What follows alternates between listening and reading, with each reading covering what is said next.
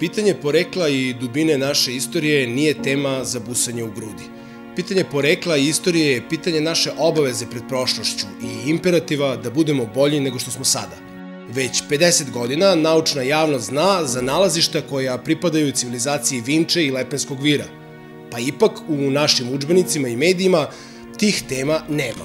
Civilizacije rođene na Balkanu mnogo su starije od onih koje izučavamo u udžbenicima. Te civilizacije u našoj javnosti i sistemu obrazovanja potpuno su skrajnute, a i kada se govori o njima, prvo se naglasi da mi nemamo ama baš nikakve dodirne tačke sa njima. Da li je baš tako? Moderne nacije nastaju u 19. veku, ali narodi i plemena od kojih vučemo poreklo traju mnogo duže. Srbi, kao i drugi narodi sveta, u starom veku i onome što nazivamo praistorijom, nisu postojali u današnjem obliku, ali daleko od toga da nisu postojali ljudi čiji jezik, mitologija, verovanja, običaj i geni imaju usku povezanost sa nama. Svi narodi sveta imaju svoje pretke i korene, a spoznaja sopstvenih korena civilizacijski je čin i obaveza. Upoređivanjem genetike i novih arheoloških otkrića na jednoj i istorijskih zapisa na drugoj strani, danas mnogo lakše nego nekada možemo uočiti falsifikate. Tako je zvanično učenje o masovnom dolasku Srba i drugih Slovena na Balkan u 7. veku praktično potpuno uništeno i napušteno, čak i od najviđenijih predstavnika zvanične historiografije, kakav je pre svih i iznad svih pokojni Tibor Živković. Danas se međutim postavlja pitanje nove paradigme, to jest mora se dati odgovor na pitanje: ako ono što je napisao Konstantin Porfirogenit nije puna istina, šta jeste? No najpre da se podsjetimo šta zvanična istorija kaže o Srbima i njihovom dolasku na Balkan u 7. veku. Treba znati da su Srbi potomci nekrštenih Srba koji se još zovu i Beli, koji žive sa one strane Mađarske na mestu koje se kod njih naziva Bojki, gde im je susedna Franačka kao i Velika Hrvatska, ona nekrštena koja se još zove i Bela. Tamo su dakle ovi Srbi živeli od početka. Pošto su dva brata nasledili na vlasti svog oca u Srbiji, jedan od njih je uzeo polovinu naroda i pobegao Irakliju, caru Romeja. I taj isti car Iraklije ga je primio i za naseljavanje mu dao mesto u Solunskoj temi Serviji, koja od tada nosi taj naziv. Posle nekog vremena su ti isti Srbi odlučili da se vrate u svoje zemlje i car ih je pustio. Kad su prešli reku Dunav, oni se pokaju i preko stratega koji je tada bio u Beogradu jave caru Irakliju da im on da drugu zemlju za naseljenje. I pošto sadašnja Srbija i Paganija i zemlja Zahumljana i Travunija i zemlja Konovljana beše pod vlašću cara Romeja, a pošto su te zemlje bile opustošene od avara, to car u ovim zemljama nasili iste Srbe i oni behu potčinjeni caru Romeja, a car ih pokrsti dovevši sveštenika iz Rima. Već u samom zapisu vidimo ogromnu nelogičnost da se jedan čitav narod sa sve ženama i decom šeta i predomišlja od Soluna do Beograda. Mesto, to jest oblast Servija, koja se i danas nalazi 90 km od Soluna, u blizini omiljenih srpskih letovališta Paralije i Leptokarije, veoma je malo i sasvim sigurno nije dovoljno za naseljavanje jednog naroda. Čitava stvar deluje još besmislenije kada taj isti narod, nakon predomišljanja, naseli 100 puta veću teritoriju koja zahvate 2/3 bivše Jugoslavije. Prema Porfirogenitu, isti narod koji car Iraklije naseljava u Maloj Varošici, iste ili naredne godine kao zamenu dobija da naseli čitav prostor rimske Dalmacije, to jest Jadransko primorje, veliki deo Bosne i Hercegovine i Srbije sve do Čačka. Jasno je, dakle, da jedini i glavni izvor onoga što naša deca uče u školama nije pouzdan i da sadrži krupnu logičku grešku. Zapis koji kaže da jedan kraljev sin pokupi pola naroda, onda ga šeta napred-nazad hiljadama kilometara, pri čemu se njegova brojnost za nekoliko meseci toliko uveća da naseli 100 puta veću teritoriju, više liči na neku prastaru legendu, nego na naučnu istinu. Priča srpska dupla se oba do Servije, pa se Srbi onda predomisle, pa zamole cara da, ako može neka druga zemlja da se dobije, dođu do Beograda, kaže do Beograda, znači ne Singidunuma, nego slovenski do Beograda, pa je tamo bio strateg koga tada nije bilo šanse da bude tamo u to vreme, ili već odavno vizantijska vlast srušena, pa ga zamole onda preko tog stratega, onda strateg da napiše pismo, pa car kaže dobro može, onda im dodali ove zemlje, kaže gde su danas, Zahumlje, Travunija, Srbija i Paganija. A onda vidite šta provejava u tom izvoru, šta je glavna ideja recimo? Glavna ideja je sledeća. Hrvati i Srbi su pokršteni dovedeni u vreme cara Iraklija kao federati, znači kao saveznici. Pobedili su Avare, koji su tada živjeli u Dalmaciji, što uopšte nije tačno. Avari nikada nisu živjeli u Dalmaciji, ni najmanje arheološkog podatka nema, su ikada živjeli u Dalmaciji. Iako Porfirogenitov spis sadrži velike nelogičnosti, arheološka iskopavanja Đorđa Jankovića sredinom 90. godina potvrdila su da na celom prostoru rimske Dalmacije u 7. veku žive i Srbi. Naime, od Kosova do Šipova i Grahova pronađene su srpske gromile, to jest obredne gomile koje su sačinjavane u okviru obreda sahranjivanja. Ono što kod Porfirogenita ne postoji, a potvrdili su srpski grobovi, jeste činjenica da se veliki deo njih datuje već u 5. vek, dok jedna grobnica u okolini Bosanskog Grahova potiče još iz 4. veka. U njoj je, pored delova različitih predmeta koji su u skladu sa običajima stavljani kraj pokojnika, pronađeni novac iz doba cara Valensa, koji je vladao oko 370. godine. Pronalazak brojnih srpskih grobova sa početka 5. veka bio je tek prvi događaj koji je kod znamenitog Đorđa Jankovića pokrenuo zaokret u mišljenju i njegovo distanciranje u odnosu na zvaničnu istoriju. Nalazi iz srpskog manastira Tvrdoš, koji potiče iz 4. veka, pokazali su da 17 srpskih episkopa sahranjenih u ovom manastiru pripadaju antropološkom tipu Ilira. Sem toga, u sloju koji potiče iz vremena kada je manastir spaljen, a to je kraj 6. veka, pronađeni su ostaci slovenske grnčarije, što dodatno potvrđuje da su monasi manastira Tvrdoš mnogo pre navodnog doseljavanja pripadali srpskom, to jest slovenskom korpusu. 17 mitropolita koji su tu sahranjeni u tursko vreme pretežno su bili antropološki, dakle po skeletu, Iliri. Arheološka građa je pokazala da kad je manastir stradao negde oko 600. godine približno, da u tom sloju koji sadrži vizantijsku grnčariju ima srpske, odnosno slovenske grnčarije. Drugim rečima, imamo materijalni dokaz da su Kaluđeri u 6. veku, dakle pod Vizantijom, pre navodnog naseljavanja Srba, bili i Srbi, odnosno Sloveni. Jedan od najvećih predstavnika srpske autohtonističke škole, Đorđe Janković, zapravo je najbolji primer kako je kroz terenska istraživanja zvanična istorija doživjela potpuni debakl. Ovaj srpski arheolog na terenu je pronašao potvrdu čuvenog Nestorovog letopisa, najstarijeg ruskog istorijskog spisa, koji jasno i nedvosmisleno govori o tome da su Sloveni u davna vremena, mnogo pre navodnog doseljavanja, živeli na Dunavu i Moravi u Iliriku. Ova ruska hronika pisana je krajem 11. veka. U njoj monah Nestor tvrdi da je Slovenima na Moravi u Iliriku hrišćanstvo propovedao apostol Pavle. Đorđe Janković rekonstruisao je i putanju apostola Pavla u skladu sa narodnim predanjem koje je do danas sačuvano među Srbima Dalmacije i Hercegovine, a duž kojeg su podizane trikonhalne crkve. Sem toga, u Židovaru kraj Vršca, gde je prema povesti prošao apostol Pavle, pronađeni su ostaci hrišćanske crkve iz 1. veka, hrišćansko prstenje i ostaci kastionice. Iako se paganstvo među Srbima održalo jako dugo, i manastir Tvrdoš i crkva iz Židovara, jasni su tragovi kao onome što najstarija ruska hronika svedoči, a to je činjenica da je jedan deo balkanskih Slovena hrišćanstvo primio još u 1. veku. Ovaj letopis pisan je tako da slavi moć ruske države, pa možemo sa sigurnošću konstatovati da pisac nema nijednog motiva da laže i koren slovenske civilizacije smesti u današnje srpsko Podunavlje. Prema Nestorovom letopisu, Sloveni se sa Dunava, to jest iz Ilirika, pomeraju prema istoku, Ukrajini i Rusiji zbog osvajanja Rimljana. Narod, smatran i nazivan Ilirima, ne želi rimsku vlast. Svoj mir i slobodu traži u zaleđu slovenskih plemena, što nedvosmisleno ukazuje na sličnost ili čak istovetnost, a u svakom slučaju bratski odnos Ilira i Slovena. I to je davno zapaženo u ruskoj literaturi, da postoje hidronimi ilirskog porekla u oblasti Dnjepra, da postoji arheološki materijal koji vodi poreklo sa naših prostora. Tog materijala sa naših prostora sad ima sve više i više.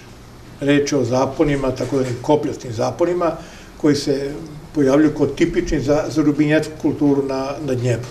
Nakon promene političke situacije u Ukrajini, prema svedočenju arheologa Jankovića, nastali su veliki problemi sa istraživanjem tamošnjih ilirskih doseljeničkih naselja. Te političke prepreke zaustavile su dalje istraživanja arheologa, koji su nesumnjivo došli do materijalnih dokaza da se jedan proces seoba događao mnogo pre 7. veka, i to u suprotnom smeru od onog koji pominje zvanična istorija. Slovenske izbjeglice iz Ilirika Bežeći pred rimskim osvajanjima, duž Karpata kretale su se ka istoku i bratskim narodima na teritoriji današnje Poljske i Ukrajine. Iz ovoga vidimo da to što, kako tvrdi Porfirogenit, car Iraklije Srbima priznaje prava na teritorije današnje Srbije, Hercegovine i dela Južne Dalmacije, nije tek puka slučajnost i carev hir. Očigledno je da se oko 630. godine na Balkan vraća jedna grupa ilirskih Slovena, odnosno potomaka onih ljudi koji su 3 ili možda 400 godina ranije izbjegli u Poljsku i Ukrajinu. Postupak cara Iraklija morao je imati neki motiv, razlog, jer ako su se Sloveni dovukli za Avarima i bili inferiorni u odnosu na njih, onda nema logike naredna Porfirogenitova tvrdnja da su isti ti Sloveni na jedan mig vizantijskog cara najurili nadmoćne Avare. Sloveni koji se u 7. veku doseljavaju na Balkan su sasvim izvesno jedna dobro organizovana vojna formacija, a nikako čitav narod. Oni su praktično povratnici i potomci ljudi koji su živeli ranije, a očigledno srodni narodu koji na Balkanu živi.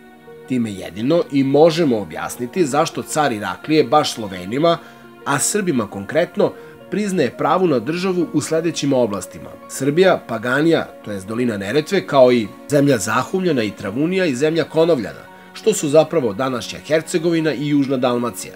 Time je za duži vremenski period car smirio situaciju i zaustavio haos na granicama carstva. Najstudiozniji pripadnik zvanične istoriografije, često nazvane Bečko-Berlinska škola, pokojni Tibor Živković, 20 godina je proučavao delo Konstantina Porfirogenita, jedino delo na kome se zasniva zvanično učenje o dolasku Srba i drugih Slovena na Balkan. U svojim istraživanjima on je zaključio da Porfirogenit nema nikakva direktna saznanja o Srbima, već u svojoj biblioteci nalazi zapis izvesnog vatikanskog službenika i praktično ga citira i prepričava u svom čuvenom delu. Porfirogenit nesrećnik koristi izvor koji je našao u carskom arhivu, koji je na grčkom jeziku. I sad on, zamislite sad njega, koji među Srbima i Hrvatima nema pojma, niko ne zna o Vizantiji, i on dolazi u arhivu jedan izvor koji nalazi gomilu vesti o Srbima i Hrvatima. Tibor Živković, nakon 20 godina istraživanja dela Porfirogenita, a pred kraj svog života dolazi do zaključka da je doseljavanje Srba u 7. veku postojalo u minimalnom obimu i to 2 do 3% u odnosu na postojeće starosedilačko stanovništvo. Naseljavaju se duž rimskih komunikacija koje su tada još uvek dobro održavane i postoje, zauzimaju najbolje komade zemlje, uvek koriste manja naselja koja su zatekli, koja nisu rušene, nego su recimo napuštena, koriste ih kao svoja upravna sedišta, župa, to su obično 0,2 do 0,4 hektara po pravilu. Sva velika mesta izbegavaju, tipa Duklje, koja je veliki grad, ili recimo Narone, ili Salone, ili Epidaura. To njihove ekonomije, njihove prirode, njihovom broju ne odgovara. Šta nam to kazuje? Od svih tih silnih vizantijskih i rimskih, pozno-rimskih utvrđenja koje su Sloveni koristili, možda 1% je korišćen. Ne zato što oni to nisu želeli, nego zato što ih nije bilo dovoljno da bi sve to popunili. Tako da vam je otprilike sastav stanovništva izgledao 99% starosedelaca i 1, 2, 3%, mislim, Slovena u glave. Pojam Sloven jeste prilično mlad i u široj upotrebi se pojavio najverovatnije krajem 4. i početkom 5. veka, ali su nazivi brojnih slovenskih plemena, poput Srba i Hrvata, mnogo stariji. Smatra se da je pojam Sloven ušao u upotrebu u jeku velike seobe naroda, kada su predslovenska plemena pojmom Sloven počela da označavaju ona plemena koja govore, slove istim jezikom. Iz pojma sloviti i potiče naziv Sloven, dok je značenje imena starih plemena poput Srbin, Hrvat, Čeh danas praktično zaboravljeno i o njima se samo nagađa kroz otkrivanje prastarih arheoloških tragova i proučavanje starih pisaca. Među Rusima, a još više među Česima i Poljacima, široko je rasprostranjeno predanje da su došli sa Balkana, odnosno iz Panonije. Mnogi njihovi pisci srednjeg veka zabeležili su to u svojim istorijskim hronikama, a o čemu ćemo ponovo govoriti u nastavku ove emisije. Iako su vlasti u zapadnoj Ukrajini omele dalja istraživanja ilirskih doseljeničkih naseobina, put do istine nije se mogao zaustaviti. Arheolozi su došli do još jednog otkrića koje je dodatno urušilo zvanično učenje po kome su Sloveni došli na Balkan u 7. veku. Još 1996. godine srpski arheolozi su otkrili da su u Banatu i Bačkoj, kao i u delovima istočne Srbije, u 3. i 4. veku živeli Sloveni. Ruski naučnici ovu istinu obelodanili su 10 godina kasnije, a radi se o takozvanim limigantima, čiji centri su bili u blizini velikog gradišta i Slankamena. Za divno čudo, teritorije limiganata se poklapaju sa civilizacijom Lepenskog vira i prostorom vinčanske kulture. Dva plemena, latinski zapisana kao Amikeni i Pikeni, čine limigante. Oni, prema svedočenjima starih spisa, ne govore ni latinski, ni grčki, ni germanski, ni sarmatski, a arheologija će pokazati da se po načinu života, grnčariji i ishrani apsolutno ne razlikuju od Slovena. Ono što otkriće slovenskog porekla Amikena i Pikena čini još važnijim je njihova očigledna povezanost sa Amanitima i Pikenzima, koji su drevna ilirska plemena. Time je po prvi put uspostavljena čvrsta arheološka veza i dokaz da su velika ilirska plemena bila slovenska. Zapravo, preciznije bi bilo reći da su pomenuta ilirska plemena bili preci Slovena. Ovo stanovništvo je bilo sedelačko, seljačko i po osobinama koje su arheološki ustanovljene u poslednje vreme pokazuje da one odgovaraju opisima stanovništva koje tu živi u 5. stoleću, a koje je zabeležio Prisk, a koje se na osnovu nekih reči kao što je medovina, kao što je komon, kao što je upotreba prosa, ječma, osobenih čamaca, povezana sa Slovenima iz opisa 6. stoleča. Reč je o Slovenima, to je pisao profesor Franja Barišić, ubedljivo, i to niko nije osporio. I isto tako te osobine odgovaraju Slovenima koji žive na prostorima iza Karpata sa naše tačke gledišta, dakle sve tamo do Dona. Kolege ruske su to naravno saslušale, ali njihova reakcija je bila, da kažem, dosta spora. Tek posle 10 godina i više oni su došli do toga da je ta materijalna kultura identična onoj koja pripada takozvanoj kijevskoj kulturi, a koja se širi od Karpata do Dona. Eto, trebalo je da prođe određeno vreme da se nova otkrića prihvate prvo u naučnim krugovima, a onda će opet morati da prođe neko vreme da ta otkrića budu ugrađena u udžbenike. Zvanična, takozvana Bečko-Berlinska škola, nije saglasna gde se precizno nalazi prapostojbina Srba, ali ogromna većina njih danas tvrdi da su to Karpati. Ovo je verovatno najsmešniji deo priče, jer se to ime Karpata izgovara kao da su oni negde na Bliskom istoku ili u Aziji. A suština je u tome da Karpati počinju upravo u centru dunavske civilizacije Lepenskog vira i Vinče. Karpati su planinski masiv koji spaja i prožima slovensku civilizaciju oduvek, te samim time ne mogu biti suštinski odvajani od Balkana i Srbije.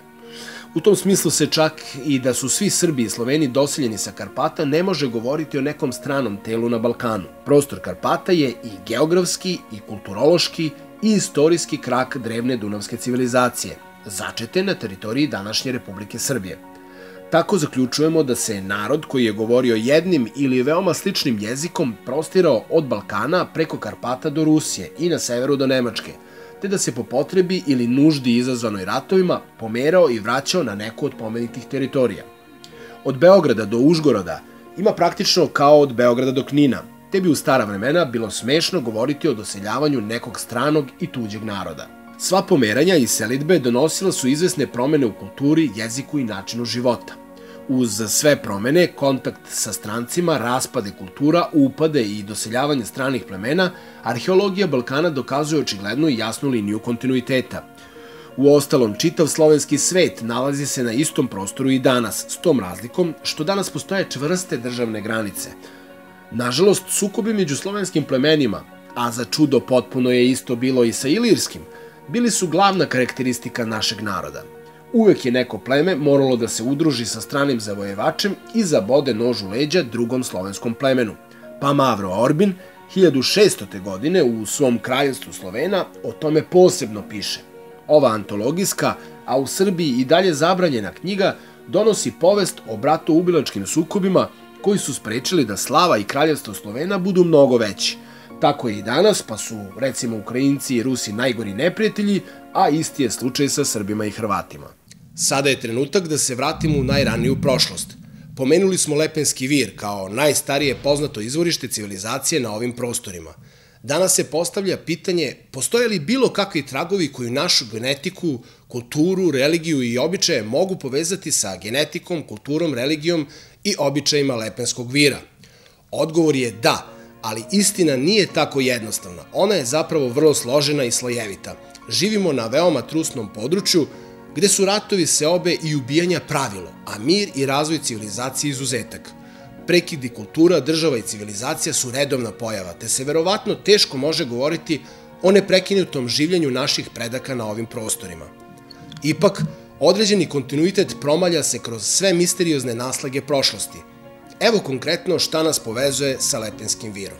Ispitivanjem skeleta na praistorijskoj lokaciji Lepenskog vira, naučnici su došli do podatka da je od 17 ispitanih čak 10 pripadalo haplogrupi I, kojoj pripada najveći deo današnjeg balkanskog stanovništva. U okviru haplogrupe I postoje različite podgrupe, odnosno mutacije, pa su tako i u Lepenskom viru pronađene mutacije I, I2, I2A1 i I2A2. Ključno saznanje je to da 4 od 10 skeleta mogu biti preci današnje dinarske haplogrupe, kojoj pripada oko 36% do sada ispitanih Srba muškaraca. Ostalih 6 koji pripadaju haplogrupi I2A2 danas se pripisuju Svebima koji vode poreklo od Rasena, ali i Gotima i Vandalima. Ove narode stari katolički pisci Dubrovnika i Dalmacije povezuju sa Slovenima. Mavro Orbin 1600. godine navodi stotine vandalskih reči koje su istovetne slovenskom jeziku. Suština onoga što saznajemo iz genetike Lepenskog vira jeste da na osnovu zvaničnih međunarodnih ispitivanja možemo postaviti tvrdnju da su pre 8000 godina na teritoriji današnje Republike Srbije živeli i daleki genetski preci današnjih Srba, Hrvata i drugih Dinaraca, južnih Slovena. Naravno, ne možemo nikako govoriti o njihovoj brojnosti i procentu u odnosu na druge genetske tipove. Na osnovu arheoloških ispitivanja i njihovim upoređivanjem sa raznim istorijskim svedočanstvima možemo utvrđivati koliko se u religijskom, običajnom i kulturnom pogledu može uspostaviti veza sa današnjim stanovništvom Srbije i Balkana. Jer genetika je samo jedan deo mozaika kada govorimo o narodima, a drugi deo su jezik, običaji, mitovi, način života, verovanja. Krsne slave Srba najjasniji su trag ka najstarijim vremenima. Dugo je vladalo mišljenje da su krsne slave nastavak poštovanja raznih slovenskih božanstava. Nije nam namera da tvrdimo da slovenski bogovi i srpske slave nisu međusobno povezani. Ipak, sasvim je jasno, iz nekoliko prostih dokaza, da je poreklo slava mnogo starije i dublje. Naime, opšte je poznato da se slave kod Srba nasleđuju ne samo porodično, već i nasleđivanjem imanja. Kada Srbin dobije imanje ili kada ode na miraz kod žene pa preuzme ognjište, on preuzima i slavu tog imanja i ognjišta. To je jasan dokaz da su slave vezane za ognjište, a ognjište je opet direktno i tesno vezano za pretke, to jest kult predaka. Važnost i svetost ognjišta kod Srba očuvala se do današnjih dana, kroz poeziju, narodne izreke i svakodnevni govor. Ognjište je i dan danas reč koja označava nešto sveto i uzvišeno kod Srba, a etnologija je zabeležila neverovatno veliki broj rituala koji se vrši pored kućnog ognjišta. Praktično sve važne stvari, uključujući zavete i zajmove, Srbi vrše pored ognjišta, gde po verovanju svoj život nastavljaju preci porodice, to jest nekadašnje glave porodice i plemena. O tome vrlo detaljno govori Aleksandra Marinković-Obrovski. Smatralo se da se na ognjištu okupljaju domaći duhovi, duše pokojnika i predaka koji utiču na plodnost, zdravlje i ukupan napredak zajednice. Ovakvo uverenje potiče od običaja po kome su pokojnici u davna vremena sahranjivani ispod ognjišta ili kućnog praga. Kasnije, kada se je prestalo sa ovakvim načinom ukopa, ostao je običaj da se ognjištu odaje poštovanje kao da predak jeste i fizički na tom mestu, pa su i rituali pratili takvo verovanje. A jedan od njih je zabeležen u okolini Kruševca, po kome su pokojnika merili crvenim koncem, da bi potom taj konac zakopali kraj ognjišta u nadi da će ih on štititi i donositi sreću domu. Crveni konac ovde označava zamenu za samog pokojnika. O svemu ovome govorimo jer je u Lepenskom viru potpuno jasno i nedvosmisleno vladao kult ognjišta i predaka, kao i sahranjivanje ispod ognjišta. Bilo da su pokojnici sahranjivani ili spaljivani, čest je slučaj da su njihovi posmrtni ostaci zakopavani ispod ognjišta. I dan danas u velikom delu Srbije pokojnici se sahranjuju na kućnim imanjima. Takav je slučaj i u zapadnim i u istočnim delovima Srbije. Sem sahranjivanja u okviru imanja, do danas se kod Srba zadržalo stavljanje predmeta u kovčeg pokojnika koji su bili karakteristični i važni za njegov život. Sem toga, jedan od običaja koji nas povezuju sa najstarijom prošlošću jesu i daće, prilikom kojih se jede na groblju. Ovi običaji nisu se zadržali kod Slovena koji su primili hrišćanstvo od Rima i postali katolici, kao i kod muslimana. U pravoslavlju je postojala veća tolerancija prema ovom preistorijskom nasleđu, a očigledno je da su Srbi iz nekog razloga bili tvrdoglavi i uporniji u poštovanju prastarih običaja. Činjenica da nijedan slovenski narod, sem Srba, nema krsne slave, ubedljivo pokazuje da se njihovo praporeklo može i mora tražiti u kultu ognjišta i predaka Lepenskog vira, a ne među slovenskim bogovima. To onda jasno pokazuje da bez obzira na selidbe, kataklizme i raspade civilizacija, mi do danas imamo sačuvane tragove koji nas vežu za najstariju prošlost. Da je na prostoru čitave istočne i jugoistočne Evrope živeo praktično jedan narod sa regionalnim osobenostima i specifičnostima, govori nam i najstariji češki istorijski spis Dalimilova hronika. V srpskem narod je jest zemlje, jišto Harvati imeno je. V te zemlji bil Leh, je mušto imeno bilo Čeh. U prevodu, u srpskom narodu je zemlja čije je ime Hrvatska. U toj zemlji bio je jedan loš čije je ime bilo Čeh. Dalimilova hronika je samo jedno od sačuvanih predanja o tome da je centar slovenstva u davnoj prošlosti bio na Balkanu, to jest konkretno na Dunavu, tamo gde su Lepenski vir i Vinča. Najstariji češki istorijski spis zanimljiv je i zbog toga što srpsko ime pretpostavlja imenu Slovena. Po njemu, Srbi su ti koji u najstarija vremena predstavljaju pleme iz koga se ostali Sloveni rađaju. Iz Dalimilove hronike možemo nazreti po nešto i o samom značenju srpskog imena, koji u sebi nosi neku vrstu istovetnosti ili paralelizma pojmu Sloven, kao što se reč Sloven koristila kao znak prepoznavanja za sve ljude koji slove, govore istim jezikom, postoji mogućnost da se srpsko ime u nekom ranijem periodu koristilo kao znak pripadnosti istom rodu, to jest za sve one ljude koji imaju isti način života, ista verovanja i jezik.